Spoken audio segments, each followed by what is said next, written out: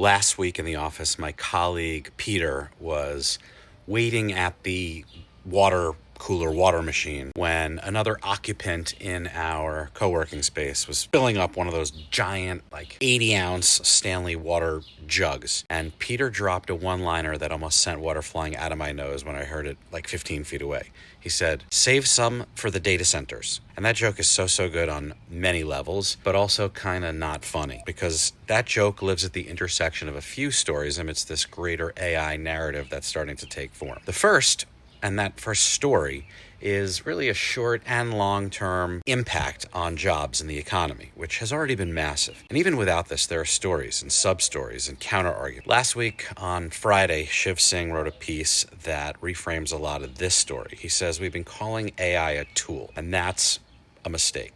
A tool waits to be used, AI doesn't. AI reasons, it remembers, it coordinates, it acts. So the real question isn't whether AI takes jobs.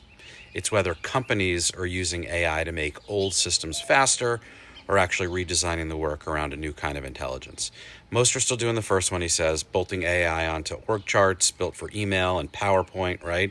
And Shiv's key points, I've been thinking a lot about it over the weekend. Changes tasks before it changes jobs. It changes workflows before it changes org charts. So the panic about job loss is probably valid, but it's also early and mostly aimed at the wrong target. I think the bigger story, though, that's getting far less attention, is about energy. AI's appetite for power is so massive that the biggest names in tech, Google, OpenAI, are now building nuclear power plants. They're not renting capacity. They are buying or building reactors. And yes, this is a story about energy, but it's also a story about people, specifically how much regular people don't like what they're seeing. A new Gallup poll just dropped. 70% of Americans oppose data center construction in their area, neighborhood. Almost half of them, right, strongly agree that this is not partisan. 75% of Democrats, 74% of independents, 63% of Republicans, all the same, saying the same thing. Not in my backyard. And their concerns are valid, right? Water, power grids, property values, utility bills.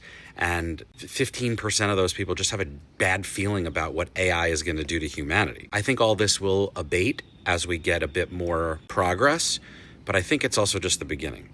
Now, over the weekend, I heard two people arguing about AI, not about productivity, not about jobs, about whether AI was going to end humanity, like the whole Terminator story. And that's kind of when it hit me. The conversation outside the tech and marketing bubble is not the same conversation we're having inside it. Microsoft says that only 16% of people use AI regularly. And I don't know how that's possible, but the other 84% are forming their opinions from headlines about job losses, AI psychosis, and now data centers eating their towns. It's not a technology problem. This is a storytelling problem.